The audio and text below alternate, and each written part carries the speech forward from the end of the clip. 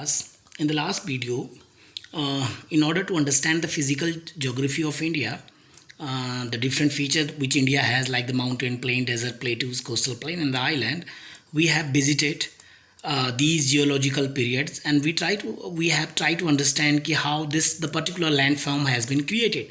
In order to understand the regions for the formations of the particular Indian landforms, we have gone through the plate tectonic theory. You guys have remember very well, and then we have seen this continental drift. Okay, so after the continental drift, we was moving there how this plate tectonic story has begun. So before going to this plate tectonic theories and how the different landform of India has formed, we have to go through a video.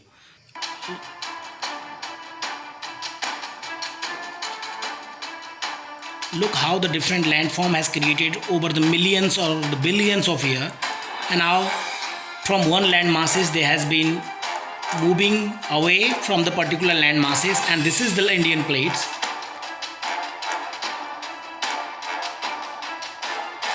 And this is the current positions where we have the Indian plates collide with the Eurasian land plates and the Himalayas form. Okay, so that is the process one.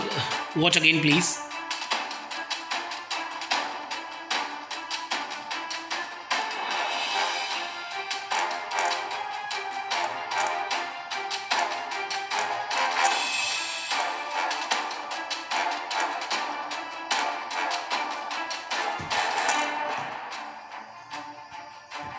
Okay, now moving in today's chapter on today's part. So the Wagner theory was that how we prove that there, and what is the proof on the basis of that we accept the Wagner theory की continental drift हुए हैं, continental एक जगह से दूसरी जगह गए हैं.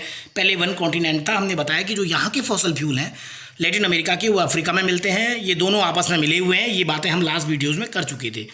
ठीक है, अब हम टेक्टोनिक प्लेट्स को समझने की कोशिश करते हैं. And we have study in the class 6, 7, 8 also. ये हमारी अर्थ है, तीन इसके स्ट्रक्चर्स हैं, आपको पता है तीन लेयर हैं. The inner part called to the core, पता है ना आपको, जो अंदर की ये पार्ट है आपका कोर है, और कोर के बाद मेंटल है, और मेंटल के बाद क्रस्ट है. तो हमने पढ़ा था कि कोर अर्थ का सेंटर है और ये इनर और आउटर कोर है. कोर को अभी छोड़ते हैं, हम आते हैं मेंटल पे. मेंटल जो लेयर है ये सराउंडिंग बाय द कोर. ठीक है, ये सराउंडिंग, अच्छा ये कोर को सराउंडिंग कर रही है. और इसका जो अपर मेंटल है ये पोर्सली मोल्टन है. पार्सली मतलब आंशिक रूप से पिघला हुआ सा है, और इसको हम क्या बोलते हैं, एस्ट्रोस्फीयर करके बोलते हैं. जो मेंटल का ऊपर का हिस्सा है जो क्रस्ट के नज़दीक है, ये आंशिक रूप से पिघला हुआ है.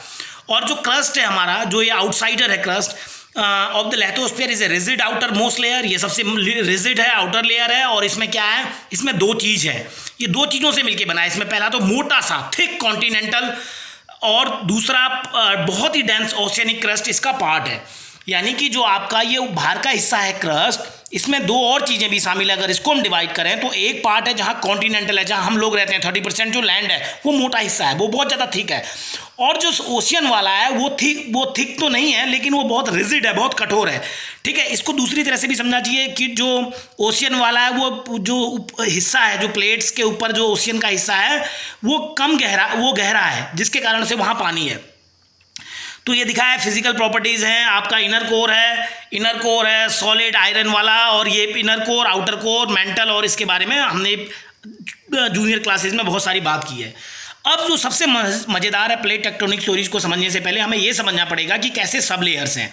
मैं जो आपसे कह रहा था ये क्रस्ट है. देखिए आप, क्रस्ट में जो कॉन्टिनेंटल क्रस्ट है ये ज़्यादा थिक है, दिख रहा है ना आपको, ये ज़्यादा मोटा है कॉन्टिनेंटल वाला. कॉन्टिनेंटल मैंने महाद्वीप, लैंड वाला पैटर्न. और ये जो ओशियनिक क्रस्ट है वो आपका हल्का है, इसके तुलना में इतना थिक नहीं है, थिन है, लेकिन ये बहुत ज़्यादा सॉलिड्स है. इन दोनों चीज़ों को समझना बहुत ज़रूरी है, तभी हम समझ पाएंगे जब ओशियन वाली प्लेट्स कॉन्टिनेंटल वाली क्रस्ट की प्लेट ओशियनिक क्रस्ट से टकराती है तो क्या उसका रिजल्ट होता है. हमने कॉन्टिनेंटल क्रस्ट देखा, कॉन्टिनेंटल क्रस्ट के नीचे जो ये ब्राउन वाला है इसको लिथोस्फीयर दिखाया गया. ठीक है, और ये लिथोस्फीयर का कुछ हिस्सा, ये लिथोस्फीयर और कॉन्टिनेंटल मिलके ये आपके बनाते हैं, ये लिथोस्फीयर इसने कहा है इसको, ये दोनों मिलके बनाते हैं. और नीचे आप देखिए, इसके नीचे एक आपका और है, इसको एथोनोस्फीयर कहा गया है. यानी कि जब क्रस्ट में आपका मेंटल का हिस्सा भी मिल जाता है, तो ये बताने का कोशिश किया गया है. तो देखो लिथोस्फीयर क्या है, इसमें rigid crust, upper most mental है और एस्टोस्फीयर में है, इसमें कुछ एक मोल्टन पार्ट है अपर मेंटल का भी, तो क्रस्ट के अलावा जो मेंटल का पार्ट है वो भी इसमें शामिल है। अब टेक्टोनिक प्लेट थ्योरीज क्या है? ये थ्योरी कहती है कि जो अर्थ का क्रस्ट है, ये देखिए जो अर्थ का क्रस्ट है ये किससे मिलके बना? डजन 7 से 8 बड़ी प्लेट हैं, कुछ छोटी मोटी प्लेट्स हैं, इनके मिलके बना हुआ है। और ये क्या करती हैं? कंटिन्यूसली ये प्लेट मूव करती हैं और ये इतना ही तेज मूव करती है जितना आपका नाखून बढ़ता है एक साल में, 15 सेंटीमीटर ईयर ये कह रहा है सम प्लेसेज। इस तरह से ये आपके नाखून की तरह ये मूव करती है जितना आपके नाखून की ग्रोथ होती है। अभी कैसे करती है मूव? ये इसलिए करती हैं, ये जो इस प्लेट्स को, जो ये प्लेट्स हैं अलग अलग, इसको हम लेथोस्फेरिक प्लेट भी कहते हैं। क्यों? क्योंकि क्रस्ट और अपर मोस्ट मेंटल मिलके बना हुआ है सब लेयर।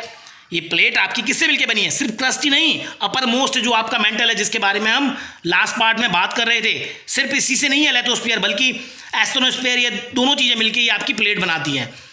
तो क्या होता है, ये प्लेट मूव करती हैं बिकॉज अपर मोस्ट मेंटल जो है ना, वो जो एस्टोनोस्फीयर है वो आंशिक रूप से पानी जैसा कुछ गीला सा मोल्टन पिघला हुआ सा होता है और उसकी एक फिजिकल प्रॉपर्टी होती है जिसको प्लास्टिसिटीज बोलते हैं, लचीलापन, लोचपन, एक ऐसी उसकी फिजिकल प्रॉपर्टी है। तो वो उसके कारण से क्या होता है, जो स्ट्रॉन्ग प्लेट्स होती हैं उस सरफेस पर ये मूव करती हैं। और मज़ेदार बात है, इसका भी एक रूल है, जो वीकर प्लेट हैं और वो जो हैं और जो सॉफ्टर प्लेट हैं वो अलग अलग ढंग से रिएक्ट करती हैं। उसको हम बाद में समझने की कोशिश करेंगे अगले वाले पार्ट में। Word tectonic is a Greek origin, इसका मतलब होता है build. The word tectonism refer to the deformations of the lithosphere, यानी जो लेथोस्फीयर है इसका डिफॉर्म मैंने होना टूटना, एक फॉर्म से अलग फॉर्म में चेंज होना। तो लेथोस्फीयर का जो प्लेट्स के कारण फॉर्मेशन चेंज होता है उसी के बारे में हमें पढ़ना है, जिससे क्या बनती है? माउंटेन्स बनती है, deformation mostly notable including mountain building, जिसके बारे में हम बात करने वाले हैं। टेक्टोनिक प्लेट कैसे काम करती हैं? टेक्टोनिक प्लेट जो लेथोस्फीयर प्लेट पे होती हैं कॉन्स्टेंटली मूव करती हैं, ये क्रिएट होती हैं, खत्म होती हैं, कंज्यूम सिमुलटेनियसली, साथ में चलता है एक प्लेट का बनना और खत्म होना।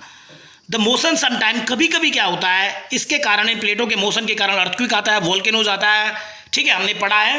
कहाँ पे आता है? जहाँ पे वो प्लेट्स आपस में मर्ज करती हैं, जहाँ पे मिलती हैं।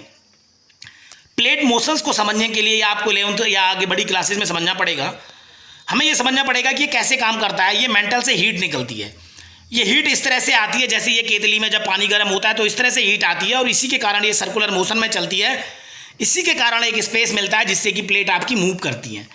ठीक, तो आगे बढ़ने की कोशिश करते हैं इस प्रोसेस के बाद। प्लेट की बाउंड्रीज, 3 तरह की प्लेट की बाउंड्रीज हैं। हमारा जो इंपॉर्टेंट पार्ट है, जो हम समझाना चाह रहे थे, ये पार्ट है।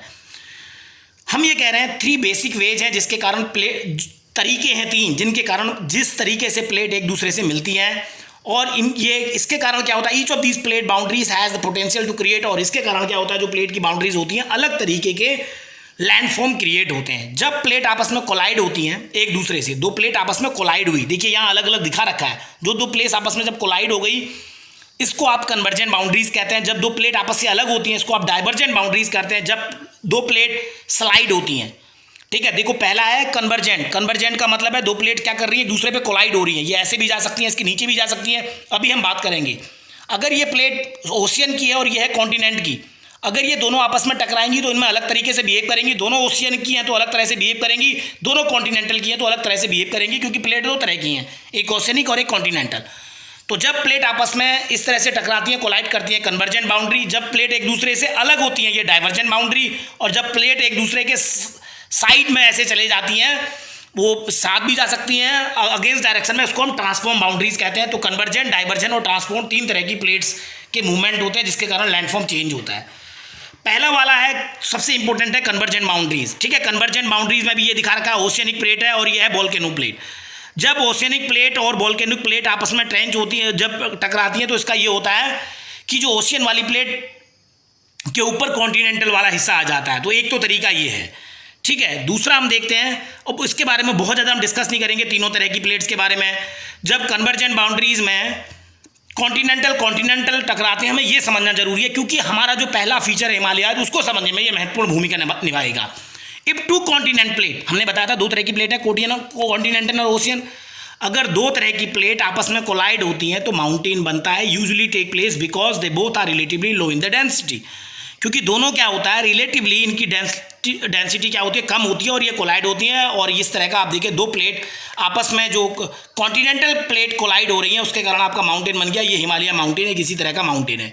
इसी तरह से जब ओशियनिक कोलाइड करती हैं तो उसमें क्या होता है कि वो एक दूसरे के अंदर मिल जाती हैं, वोल्केनो इरप्ट होता है। यहाँ पे देखिए दो आपस में टकरा रही हैं, तो यहाँ पे एक सबडुकेट हो जाती हैं डाउनवर्ड, और इसके कारण से वोल्केनो को स्पेस मिल जाता है, तो वोल्केनो आता है। तो ये एक तरीका है। तो पहली वाली में हमने कन्वर्जन बाउंड्रीज में देखा कि अलग अलग तरह की प्लेटें टकराती हैं। दूसरा है डाइवर्जन बाउंड्री। डाइवर्जन में क्या है, दोनों प्लेट अलग हो गई, बीच से मैग्मा निकलेगा, नया सी फ्लोर बन जाएगा, यानी प्रोसेस चल रही है। अलग तरह की रॉक्स बनेंगी, तो मैग्मा कूल डाउन होकर अलग तरह का सी सरफेस बना देगा। तो एक ये तरीके है जब कन्वर्जन, याद है ना, हमने पहले पढ़ा था हमने क्या, पहला कन्वर्जन है, अब है डाइवर्जन, अब अलग हो रही हैं, ठीक है, ये डाइवर्ज हो रही हैं। और डाइवर्ज में इस तरह का होता है। तीसरा है ट्रांसफॉर्म बाउंड्री। इसमें प्लेट देखो, ये एक प्लेट इधर जा रही है, इधर को जा रही है, तो एक अलग तरह का लैंडफॉर्म बनते हैं। तो तीन तरह के हमने प्लेट, जो हमारी टेक्टोनिक प्लेट है, उनके मूवमेंट्स के बारे में इस प्रेजेंटेशन में पढ़ा। Thank you.